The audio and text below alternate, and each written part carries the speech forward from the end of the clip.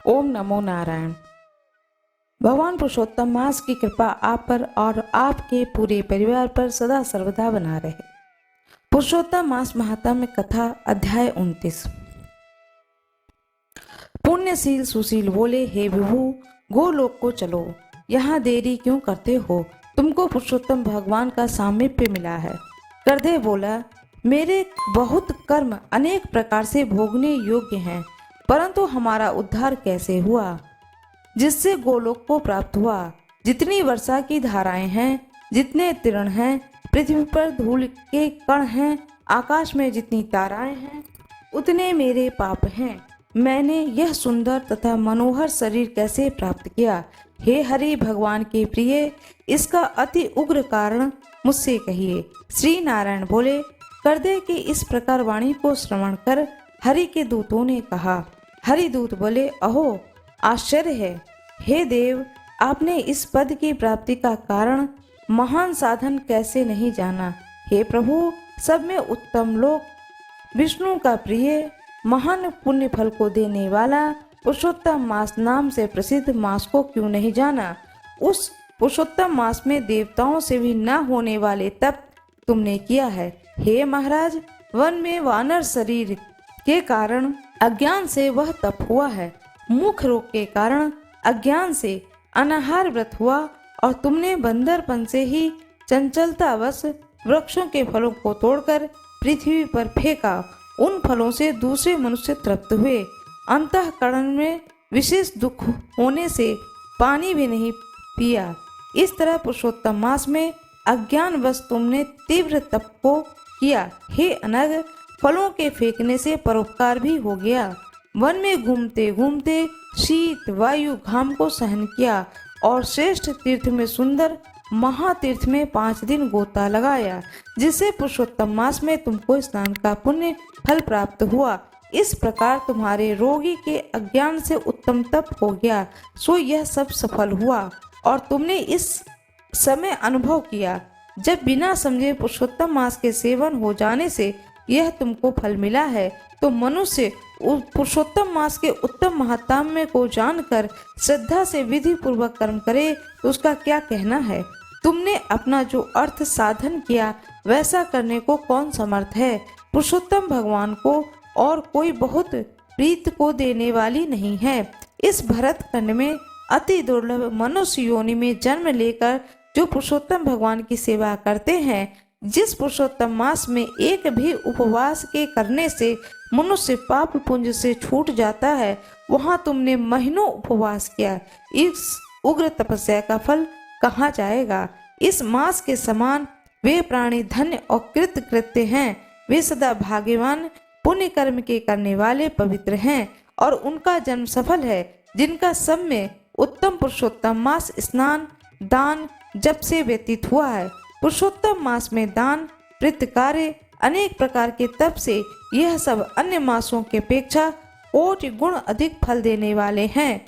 जो पुरुषोत्तम मास के आने पर स्नान दान से रहित रहता है, उस नास्तिक पापी शठ धर्म ध्वज खल को धिक्कार है। श्री नारायण बोले, पुण्यशील और सुशील से वर्णित अपने अदृष्ट को सुनकर चकित होता हुआ करदे प्रसन्न हो रोमांचित हो गया। तीर्थ के देवताओं को नमस्कार कर कालांजार पर्वत को नमस्कार किया, और वन के देवताओं को तथा गुल्म लता वृक्ष को नमस्कार किया। बाद में विनय से युक्त हो विमान की प्रदक्षिणा कर मेघ के समान श्याम वर्ण सुंदर पीताम्बर को धारण कर वह करदे विमान पर सवार हो गया। संपूर्ण देवताओं के देखते हुए गंधर्व आदि से स्तुत और किन्नर आदि से बार बार बाजा बजाए जाने पर इंद्र आदि देवताओं ने प्रसन्न होकर मंद पुष्प वृष्टि को करते हुए उसका आदर पूर्वक पूजन किया। फिर आनंद से युक्त योगियों को दुर्लभ गोप गोपी गौओं से सेवित रास मंडल से शोभित गोलोक हो गया। जरा मृत्यु से रहित जिस गोलोक में जाकर प्राणी शोक का भागी नहीं होता है, उस गोलोक में वह चित्र शर्मा पुरुषोत्तम मास के सेवन से गया। व्याज से पुरुषोत्तम मास के सेवन से वानर शरीर छोड़कर 2 भुजाधारी मुरली हाथ में लिए पुरुषोत्तम भगवान को देखकर बहुत प्रसन्न हुआ। श्री नारायण बोले, इस आश्चर्य को देखकर समस्त देवता चकित हो गए और श्री पुरुषोत्तम की प्रशंसा करते करते अपने अपने स्थान को चले गए। नारद मुनि बोले, हे तपोधन, आपने दिन के प्रथम भाग का कृत्य कहा। पुरुषोत्तम मास के दिन के पिछले भाग में होने वाले कृत्य को कैसे करना चाहिए? हे बोलने वालों में श्रेष्ठ, गृहस्थ के उपकार के लिए मुझसे कहिए, क्योंकि आपके समान महात्मा सदा सबके उपकार के लिए विचरण करते रहते हैं। श्री नारायण बोले, प्रातः काल के कृत्य को विधि पूर्वक समाप्त कर मध्याह्न में होने वाली संध्या को करके तर्पण को करें। देव, मनुष्य, पशु, पक्षी, सिद्ध, यक्ष, सर्प, दैत्य, प्रेत, पिशाच, नाग, ये सब जो अन्न की इच्छा रखते हैं वे सब मेरे दिए गए अन्न को ग्रहण करें। फिर पंच महायज्ञ को करें, उसके बाद भूत बलि को करें और काक और कुत्ता को श्लोक पढ़ता हुआ बलि देवे। इस प्रकार कहकर समस्त भूतों को पृथक पृथक बलि देवे। फिर विधि पूर्वक आचमन कर प्रसन्न होकर श्रद्धा से अतिथि प्राप्ति के लिए गौ दुहने के लिए समय तक द्वार का अवलोकन करें। यदि भाग्य से अतिथि मिल जाए तो बुद्धिमान प्रथम वाणी से सत्कार करके उस अतिथि का देवता के समान पूजन करें और यथाशक्ति अन्न जल से संतुष्ट करें। फिर विधि पूर्वक सब व्यंजन से युक्त सिद्ध अन्न से निकालकर भिक्षु और ब्रह्मचारी को भिक्षा देवे। सन्यासी और ब्रह्मचारी ये दोनों सिद्ध अन्न के मालिक हैं। इनको अन्न न देकर भोजन करने वाला चंद्रायन व्रत करें। प्रथम सन्यासी के हाथ पर जल देकर भिक्षान देवें तो वह भिक्षान मेरु पर्वत के समान और जल समुद्र के समान कहा गया है। सन्यासी को जो मनुष्य सत्यकार करके भिक्षा देता है उसको गोदान के समान पुण्य प्राप्त होता है। इस बात को यमराज भगवान ने कहा। फिर मौन होकर पूर्व मुख बैठकर शुद्ध और बड़े पात्र में अन्न को रखकर प्रशंसा करते हुए भोजन करें। अपने आसन पर अपने बर्तन में एक वस्त्र से भोजन नहीं करें। स्वयं आसन पर बैठकर स्वस्थ चित्त प्रसन्न मन होकर जो मनुष्य अकेला ही अपने कांसे के पात्र में भोजन करता है तो उसकी आयु, प्रज्ञा, यश और बल ये चार बढ़ते हैं। दिन में सत्यम वर्ततेन परिशिंजामि, रात में ऋतम या सत्यन परिपिंजामि। इस मंत्र से हाथ में जल लेकर निश्चयकृत धृत व्यंजने युक्त अन्न का भोजन करें। भोजन में कुछ अन्न लेकर इस प्रकार कहें, भूपते नमः प्रथम कह करके भुवन पते नमः कहें, भूतानाम पते नमः कहकर धर्मराज की बलि देवें। फिर चित्रगुप्त को देकर भूतों को देने के लिए यह कहें, जिस किसी जगह स्थित भूख प्यास से व्याकुल भूतों की तृप्ति के लिए यथा सुख यह अक्षय अन्न आवे, प्राणाय, अपानाय, व्यानाय, उदानाय तथा समानाय कहें। प्रथम प्रणव उच्चारण तरण कर अंत में स्वाहा पद जोड़कर धृत के साथ 5 ग्रास जीवा से प्रथम निगल जाएं, दांतों से न दबाएं। फिर तन्मय होकर प्रथम मधुर भोजन करें। नमक के पदार्थ और खट्टा पदार्थ मध्य में, कड़वा तीखा भोजन के अंत में। पुरुष प्रथम द्रव्य पदार्थ भोजन करें, मध्य में कठिन पदार्थ का भोजन करें, अंत में पुनः पतला पदार्थ भोजन करें तो बल और आरोग्य से रहित होता है। मुनि को 8 ग्रास भोजन के लिए कहा गया है। वानप्रस्थ आश्रमी को 16 ग्रास भोजन के लिए कहा गया है। गृहस्थ आश्रमी को 32 ग्रास भोजन कहा गया है और ब्रह्मचारी को अपरिमित ग्रास भोजन के लिए कहा गया है। द्विज को शास्त्र के विरुद्ध भक्ष्य, भोज्य आदि पदार्थों को नहीं खाना चाहिए। शुष्क और बासी पदार्थ को विद्वानों ने खाने के अयोग्य बतलाया है। धृत दूध को छोड़कर अन्य वस्तु सशेष भोजन करें। भोजन के बाद उस शेष को उंगलियों के अग्रभाग में रखकर अंजलि जल से पूर्ण करें। उसका आधा जल पी जाएं और अंगुली के अग्रभाग में स्थित शेष को पृथ्वी में देकर पृथ्वी से ऊपर अंजलि का शेष आधा जल। विद्वान उसी जगह पर इस मंत्र को पढ़ते हुए सिंचन करें। ऐसा न करने से ब्राह्मण पाप का भागी होता है, फिर प्रायश्चित करने से शुद्ध होता है। रौरव नरक में मंत्रार्थ, रौरव नरक में पीप के गड्ढे में पद्म अर्बुद वर्ष तक वास करने वाले तथा इच्छा करने वाले के लिए मेरा दिया हुआ जल अक्षय होता हुआ प्राप्त होवे। इस मंत्र पढ़ के जल से सिंचन कर दांतों को शुद्ध करें। आचमन कर गीले हाथ से पात्र को कुछ हटाकर उस भोजन स्थान से उठकर बाहर बैठकर स्वस्थ होकर मिट्टी और जल से मुख हाथ को शुद्ध कर 16 कुल्ला कर शुद्ध हो। सुख से बैठकर इन 2 मंत्रों को पढ़ते हुए हाथ से उदर को स्पर्श करें। अगस्त्य, कुंभकर्ण, शनि, बड़वानल और पंचम भीम को आहार के परिपाक के लिए स्मरण करें। जिसने आतापी को मारा और वातापी को भी मार डाला, समुद्र का शोषण किया, वह अगस्त्य मेरे ऊपर प्रसन्न हो।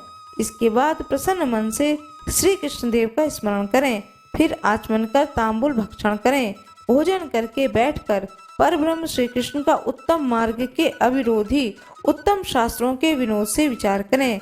बुद्धिमान अध्यात्म विद्या का श्रवण करें। सर्वथा आजीविका से हीन मनुष्य भी एक मुहूर्त स्वस्थ मन होकर श्रवण करें। जो श्रवण कर धर्म को जानता है, श्रवण कर पाप का त्याग करता है, श्रवण के बाद मोह की निवृत्ति होती है, श्रवण कर ज्ञान रूपी अमृत को प्राप्त करता है। नीच भी श्रवण करने से श्रेष्ठ हो जाता है और श्रेष्ठ भी श्रवण से रहित होने से नीच हो जाता है। फिर बाहर जाकर यथा सुख व्यवहार आदि करें। सर्वथा सिद्ध को देने वाले श्री कृष्ण भगवान का मन से ध्यान करें। सूर्य नारायण के अस्ताचल चले जाने के बाद तीर्थ में जाकर अथवा गृह में ही पैर धोकर पवित्र वस्त्र धारण करें। सायं संध्या की उपासना करें। जो द्विजों में अधम प्रमाद से सायं संध्या नहीं करता है, वह गोवध पाप का भागी होता है और मरने पर रौरव नरक को जाता है। कभी समय से न करने वाले संकट में मार्ग में हो तो द्विज श्रेष्ठ आधी रात के पहले सायं संध्या को करे। जो ब्राह्मण श्रद्धा के साथ प्रातः, मध्याह्न और सायं संध्या की उपासना करता है, उसका तेज धृत छोड़ने से अग्नि के समान अत्यंत बढ़ता है। सायंकाल में सूर्य नारायण के आधा अस्त होने पर प्राणायाम कर आपोहिष्ठा इस मंत्र से मार्जन करें और सायंकाल अग्निश्चमा इस मंत्र से आचमन करें। प्रातः काल सूर्यश्चमा इस मंत्र से आचमन करें। पश्चिम मुंह बैठ करके मौन तथा सम्माहित मन होकर प्रणय और व्याहृत सहित गायत्री मंत्र का रुद्राक्ष की माला लेकर तारा के उदय होने तक जाप करें। वरुण संबंधी ऋचाओं से सूर्य नारायण का उप स्थान कर प्रदक्षिणा करते हुए दिशाओं को तथा पृथक पृथक दिशाओं के स्वामी को नमस्कार करें। सायं संध्या की उपासना कर अग्नि में आहुति देकर व्रत वर्गों के साथ अल्प भोजन करें। बाद कुछ समय तक बैठ जाएं। सायंकाल और प्रातःकाल भोजन की इच्छा नहीं होने पर भी वैश्व देव और बलि कर्म सदा करना चाहिए। यदि नहीं करता है तो पातकी होता है। शाम को भोजन कर बैठने के बाद गृहस्थ आश्रमी हाथ पैर धोकर तकिया सहित कोमल सैया पर जाएं। अपने गृह में पूर्व की ओर सिर करके शयन करें। ससुर के घर में दक्षिण की ओर सिर करके शयन करें। परदेश में पश्चिम की ओर सिर करके शयन करें, परंतु उत्तर की ओर सिर करके कभी भी शयन नहीं करना चाहिए। रात सूक्त का जाप करें और सुखसाई देवताओं का स्मरण कर अविनाशी विष्णु भगवान को नमस्कार कर स्वस्थ चित्त हो रात्रि में शयन करें। अगस्त्य, माधव, महाबली, मुकुचंद, कपिल, आस्तिक मुनि ये 5 सुखसाई कहे गए हैं। मांगलिक जल से पूर्ण घट को सिर के पास रखकर वैदिक और गरुड़ मंत्रों से रक्षा करके शयन करें। ऋतुकाल में स्त्री के पास जाएं और सदा अपनी स्त्री से प्रेम करें। व्रती रति की कामना से पर्व को छोड़कर अपने स्त्री के पास जाएं। प्रदोष और प्रदोष के पिछले प्रहर में वेद अभ्यास करके समय व्यतीत करें। फिर दोपहर शयन करने वाले ब्रह्म तुल्य होने के योग्य होता है।